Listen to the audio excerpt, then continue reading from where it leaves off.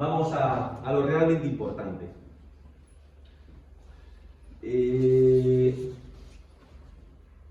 Para dibujar el contexto, por respeto a la sobrina de Sofía, por respeto a Palmira y a José, que nos alegra una enormidad que estéis aquí. Comenzamos la semana pasada a estudiar, a profundizar, a visualizar las imágenes que el Salmo 23 nos ofrece. Y ya dijimos que estaba dividida en 3 partes según los expertos.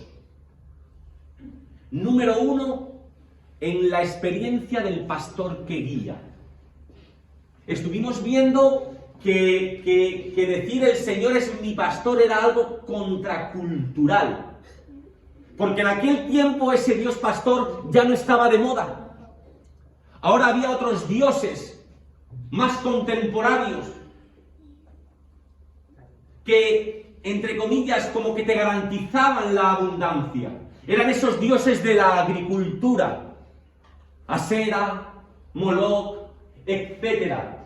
Así es que decir el Señor es mi pastor, José, es decir, yo no reniego de ese Dios que para ustedes tal vez ha quedado en desuso, ha sido pasado de moda. Yo sigo confiando en Él y puedo decir que con Él nada me falta. Y luego hay otras 2 partes más que son las que vamos a ver hoy. Y es ese Dios que nos acompaña en medio de las pruebas. Y número 3, esa imagen excepcional que el Salmo nos ofrece de Dios. Como ese pastor o ese beduino que te acoge en su carpa, en su asilo, en ese lugar sagrado, donde tú puedes sentir protección en el momento de una persecución. ¿De acuerdo? Así que vamos a ir. Lo dejamos en el versículo 4, ¿no? La semana pasada vimos el 1, el 2 y el 3. Y dice el versículo 4, a ver si alguien nota algo distinto al versículo 1. Hay un matiz muy importante. Vamos a hablar de momentos de prueba, ¿vale, Fernando? Donde las cosas ya no pintan bien. Donde ya no hay ganas de decir aleluya. Es un momento de duda, momento de miedo, momento de desesperanza. Pero a ver si notamos algo diferente en el versículo 4 del versículo 1. Dice, aunque deba yo pasar por el valle más sombrío, no temo sufrir daño alguno porque tú estás conmigo. ¿Lo han visto ya? En el versículo 1, el salmista habla de Dios en tercera persona. Hablo de Dios, Él. Él es mi pastor. Él es el que me lleva a pastos delicados. Él es el que me conduce a aguas tranquilas. Pero en el más oscuro momento de la poesía hebrea, cuando nos internamos en medio de problemas, el salmista ya no habla de Dios en tercera persona, sino que lo hace en segunda. Tú, cuando problemas tengo, cuando en la vida me va mal, en mis momentos delicados, Araceli, eres tú el que me guías. Eres tú el que me conduces. Eres tú el que me acompañas. Y eso es lo que nos enseña esta primera imagen.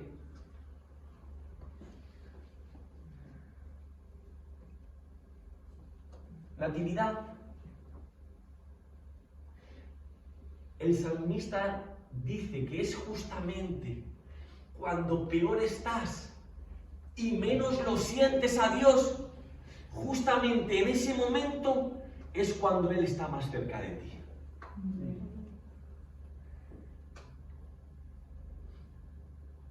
Cantábamos no hace muchas semanas: aunque mis ojos no te puedan ver, pero yo te puedo sentir. Continúa diciendo: con tu vara de pastor me infundes nuevo aliento. Isaías, Juana, Marisa, ¿de qué le sirve al pastor su vara, su cayado? ¿Por qué lo necesita? Rosa, porque la oveja es torpe. La oveja es lo más parecido a Feli. Torpe.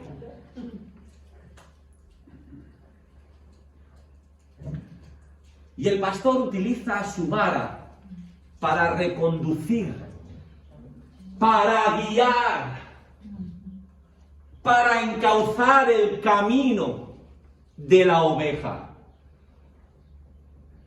Y esa forma que hace al final del cayado sirve para poder ayudar a la oveja que está en medio de un peligro. ¿Qué imagen Pedro entonces dibuja para el salmista? Dice, por muy torpe que sea yo, por muchas veces que yo me descarrile, que yo me equivoque, tú estás conmigo reconduciéndome, guiándome. ¿No es esa imagen de Dios siempre atento a tus defectos o a tus errores, Jacqueline, para echártelos en cara? Sino que con dulzura, con cariño y con amor nos va guiando. Es Mónica como el cariño que me tiene el GPS, que aunque yo no le haga caso, no le cambia la voz. La próxima a la derecha. Y yo me equivoco. Y no dice, pero qué cabezón eres, Feli. No, me dice, a 500 metros haga un cambio de sentido.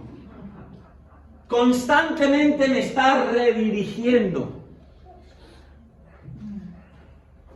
El Señor, como lo hace el pastor con esa oveja torpe, no, por aquí no, por acá, por acá, por acá. Así trabaja Dios con nosotros, desde el amor y desde el cariño, con una paciencia infinita.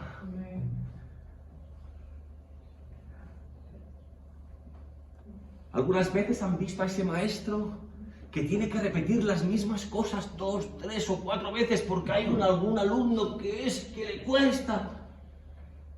Pero el profesor que tiene vocación no le importa hacerse más chico, cambiar sus palabras por términos más sencillos para que se haga comprensible, con tal de que no se quede atrás. El Señor no quiere que ninguno de nosotros nos quedemos atrás. Pero si hay algo que me gusta del versículo 4, es que no niega la realidad de Rebeca. El mundo no es un mundo, no es un camino de rosas. Y me gusta que lo refleje el Salmo. Dice, aunque deba yo pasar por el valle más sombrío, no debo sufrir daño alguno porque tú estás conmigo.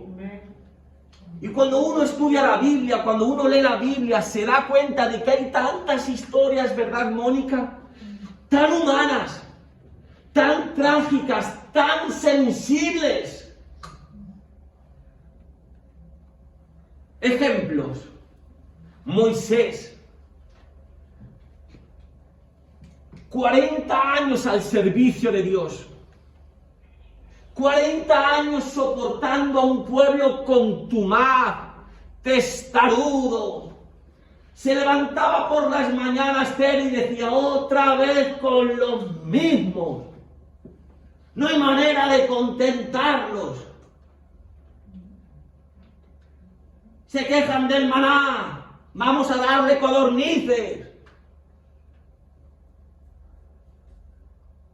Me dicen que llevamos 40 años dando la misma vuelta, la misma glorieta. Moisés ya cansado. Pero yo te pregunto, ¿Julio le fue fiel a Dios? ¿Fue fiel a Dios a pesar de sus errores? A pesar de que a veces ya el pueblo le tenía tan cansado que no golpea una vez, sino que lo hago dos. Pero yo quiero llevarte a esto, Carmen. 40 años siendo fiel. ¿Y cómo acaban sus días? En soledad, en lo alto de una montaña, viendo la tierra prometida a lo lejos, pero él nunca llegará allí. Dio su vida por una visión de Dios que él nunca iba a disfrutar. Y acaban sus días dando gracias por el peregrinaje. Pero Mónica muere solo. Bueno, Mónica, como es muy espiritual, me va a decir, no, solo no. Estaba en la presencia de Dios. Sí, es cierto, pero digo solo de familiares. Estamos viviendo unos tiempos en el que mucha gente, Jorge, ha tenido que morir lejos de su familia. Porque no podían pasar al hospital. Qué triste saber que te vas a morir y estar solo. Moisés murió solo, lejos de su mujer, de sus hijos. Jeremías.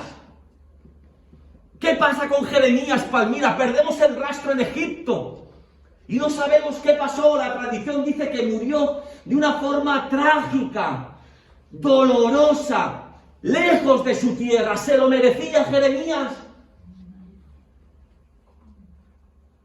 Y con Pablo 3/4 partes de lo mismo, Guadalupe.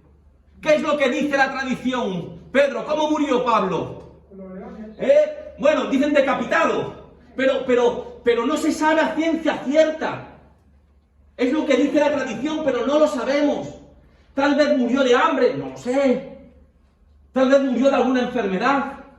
O tal vez fue ejecutado, pero no fue una decapitación, no lo sabemos. Pero miren qué forma de morir a alguien que entrega su vida al Señor.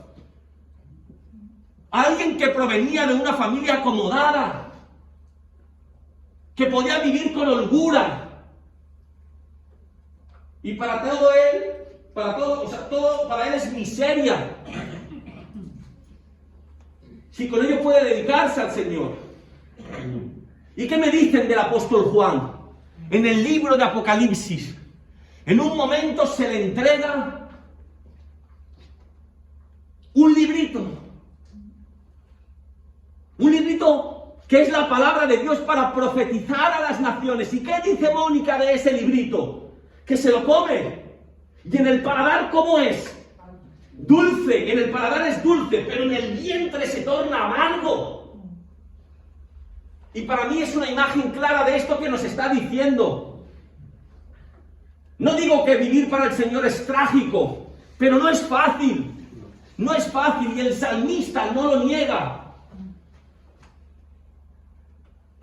Por eso si yo te dijera que el Señor siempre está pendiente de tus errores, que siempre está en plan exigente, en plan de enmendarte la plana, eso, si solamente es amargura, no es evangelio. Pero si yo únicamente en esta mañana te dijera que el evangelio es el mejor negocio que puedes hacer, que puedes tener, y que todo es guay, eso tampoco es evangelio. Jesús llega a un momento, Guadalupe, en que tiene que tomar una copa amarga. Él disfrutó de muchas copas dulces en presencia de sus discípulos, pero llega un momento en que tiene que tomar una copa amarga.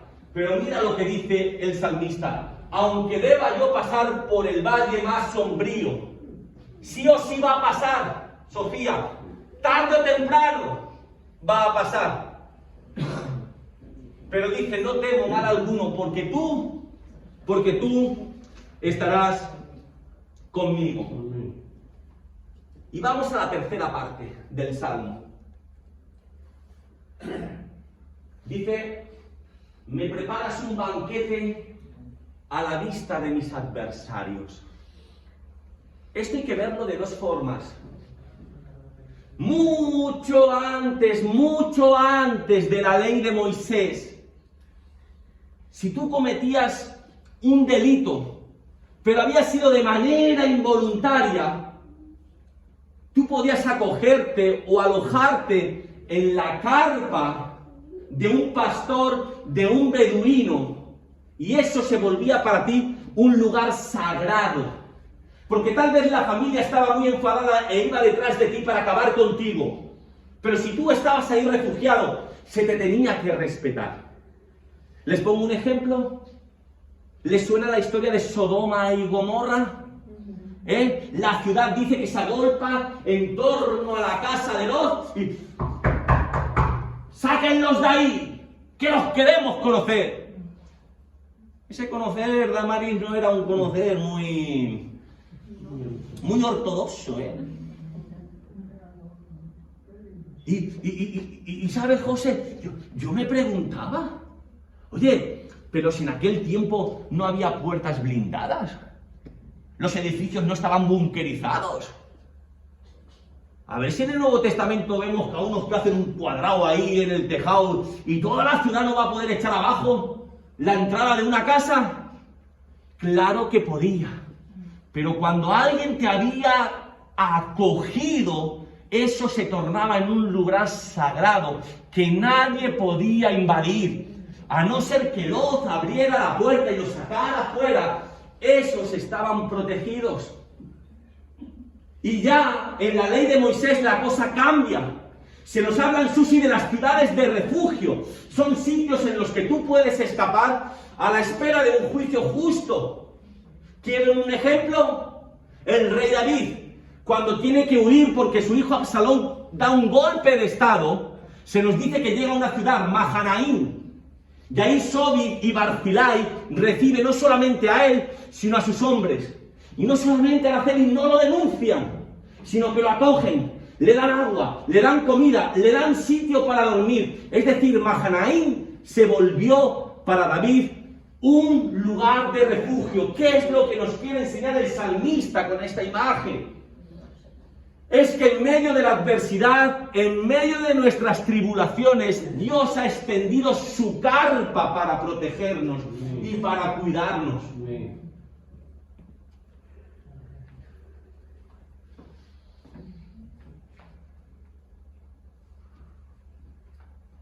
Derramas perfume sobre mi cabeza y me colmas de bendiciones.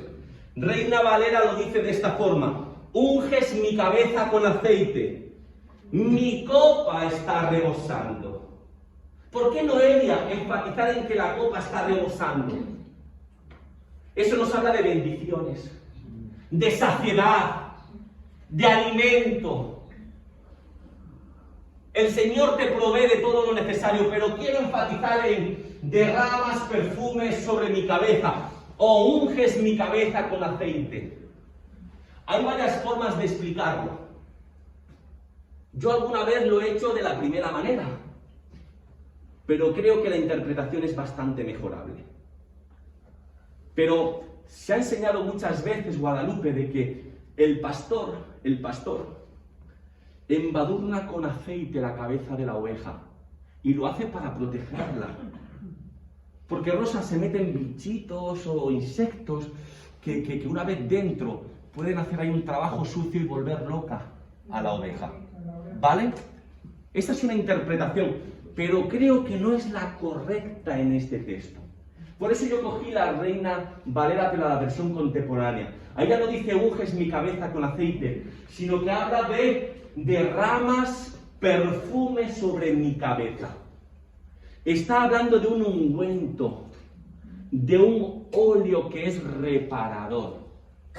Claro, nosotros no lo notamos mucho en Madrid, Isaías, pero tú imagínate caminando todo el día bajo el sol abrasador del desierto. ¿Qué nos puede pasar?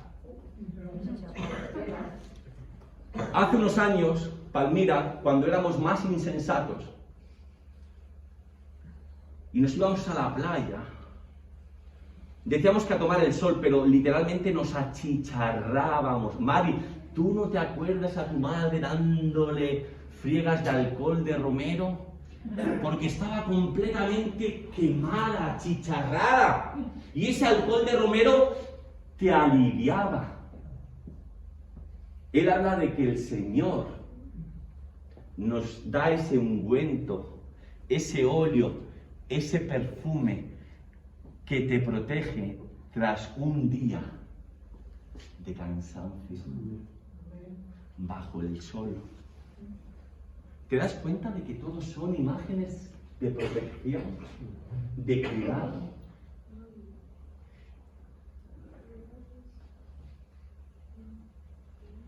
Y vamos terminando con el versículo 6. Dice: sé que tu bondad y tu misericordia me acompañarán todos los días de mi vida. Tenemos que leerlo bien. Sé que tu bondad y tu misericordia me acompañarán todos los días de mi vida. Los expertos dicen que literalmente está hablando de Dios. Dios es el que te acompaña todos los días de tu vida. Pero fíjate que no dice que yo tengo que buscar la bondad y la misericordia de Dios, o que yo tengo que seguir la bondad y la misericordia de Dios, o que yo tengo que preocuparme por alcanzar la bondad y la misericordia de Dios. No dice eso el texto. Dice que la bondad y la misericordia de Dios me acompañan a mí. Claro, siempre y cuando nos movamos por un camino recto y de justicia. ¿Recuerdan lo que hablamos la semana pasada con respecto a cómo tratamos a los demás? ¿Cómo es nuestro trato con los demás? Lo que el salmista está diciendo es que cuando uno se mueve recto, tarde o temprano, la gracia de Dios recae sobre su vida.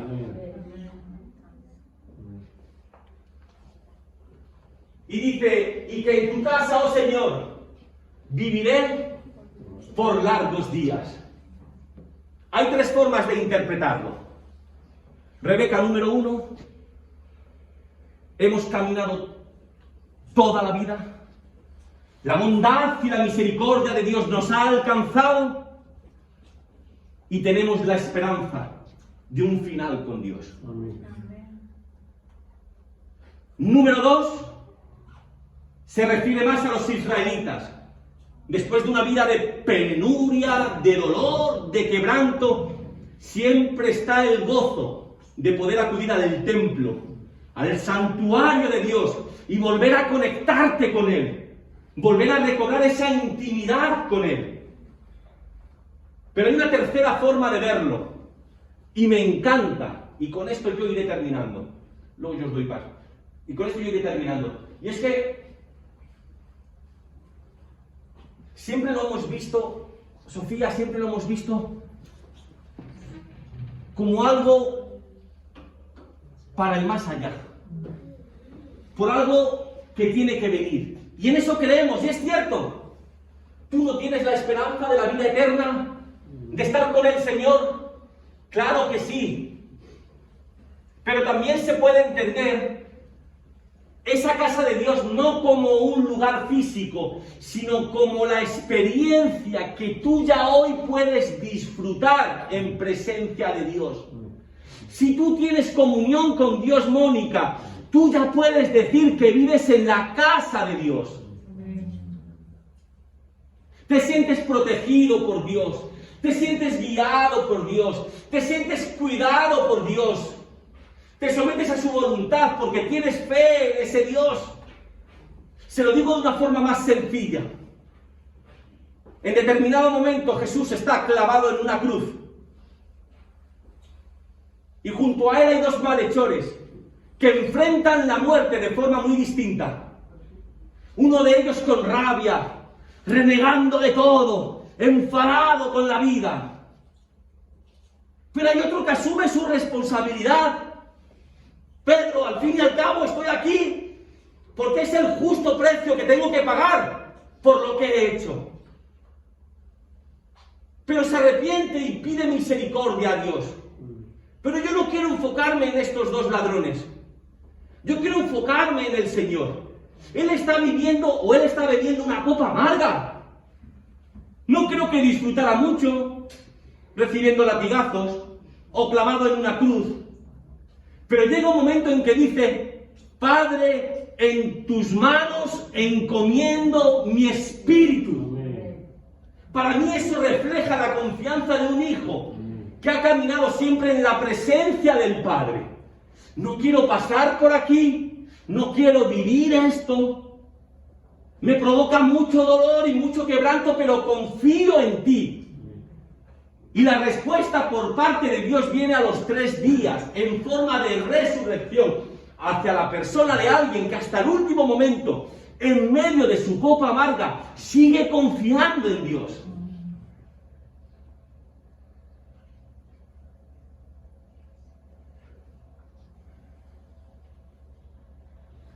...12 de octubre de 1972... un avión procedente de Uruguay se estrella en la cordillera de los Andes. De 47 pasajeros, creo que finalmente solamente hubo 16 sobrevivientes, la mayoría de ellos deportistas.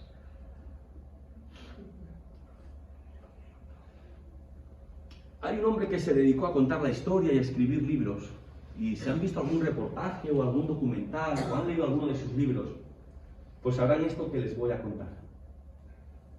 Dicen que tras el impacto algunos murieron, otros al cabo de los días como consecuencia de las heridas provocadas por el impacto, ¿vale?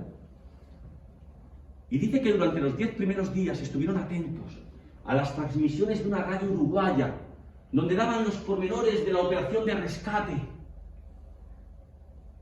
Pero al 10º día los dan por desaparecidos. Y llegan a la conclusión de que si ellos no hacen nada, nadie ya va a mover un dedo por ellos. El ejército chileno y el ejército uruguayo se retiran, ya no van a buscarlos más. Porque estaban en un lugar inhóspito, las noches eran de 25 grados bajo cero. En un lugar donde no puedes preparar una fogata. Y dice que lo único que les provocaba una sensación de calor era hablar de sus hogares, del recuerdo de esos inviernos en torno a una chimenea, en torno a esas personas que son tu lugar de seguridad, que te dan protección, en el lugar en el que te sientes amado. Y decía que rememorar esos instantes les proporcionaba el calor que les faltaba. Saber que a pesar de estar atravesando, de estar bebiendo una copa amarga, había gente que les amaba, que les quería. Y eso les infundía aliento y ganas de seguir adelante. ¿Vais pasando? Quiero terminar con esto en esta mañana. Hay un salmo que dice algo en torno a esto. El Salmo 42 dice, a partir del versículo 4, me acuerdo de estas cosas y derramo mi alma dentro de mí, de cómo yo fui con la multitud y la conduje hasta la casa de Dios, entre voces de alegría y de alabanza del pueblo en fiesta.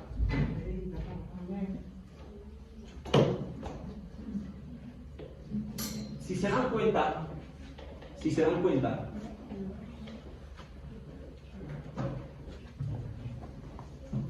cuando ustedes leen a los salmistas, son terriblemente honestos.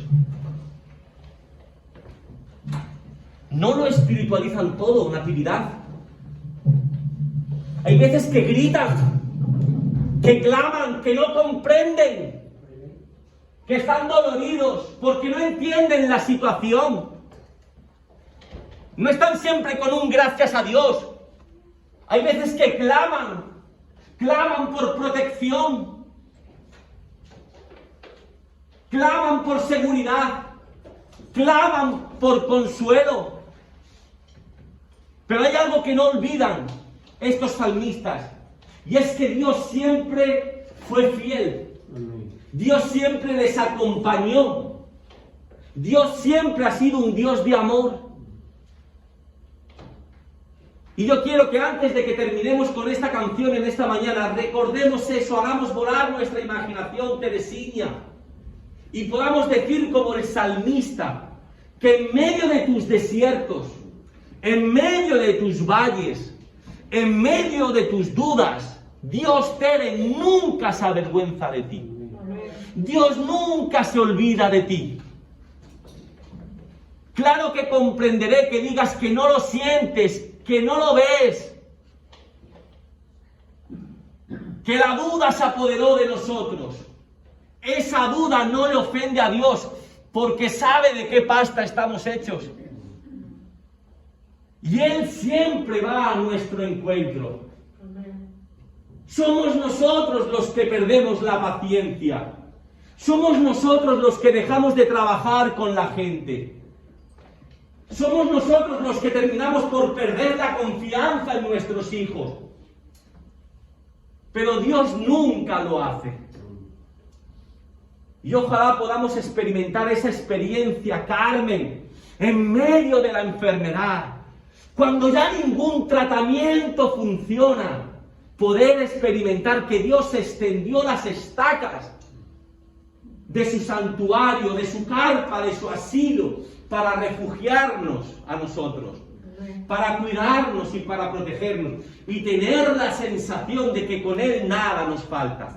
Que de la misma forma que estos pobres que sufrieron el accidente, simplemente el hecho de rememorar que eran queridos, que había alguien que se preocupaba por ellos, que nosotros podamos sentir que nunca estaremos solos del todo. Te podrá fallar el pastor, tarde, temprano, no tienes nada más que rascar para que te des cuenta de que el primero en fallarte será tu pastor. Y seguirán tus hermanos de la iglesia, porque somos así, porque no aprendemos, porque muchas veces somos egoístas, porque solamente miramos nuestro ombligo, como me decía mi hermana Mari hace un par de semanas en un audio. Ese instinto de protección, de conservar lo nuestro, de preocuparnos por lo nuestro. Pero hay alguien que marca el camino. Hay alguien que dice, yo sí confío en ti. Yo sí me preocupo por ti. Yo sí te cuido. Yo sí te voy a dar ese ungüento reparador en medio de tu dolor. De una forma u otra, todos ustedes han venido con un dolor, con un quebranto. Pero que sepamos que Dios está con nosotros guardando. Que Dios les bendiga.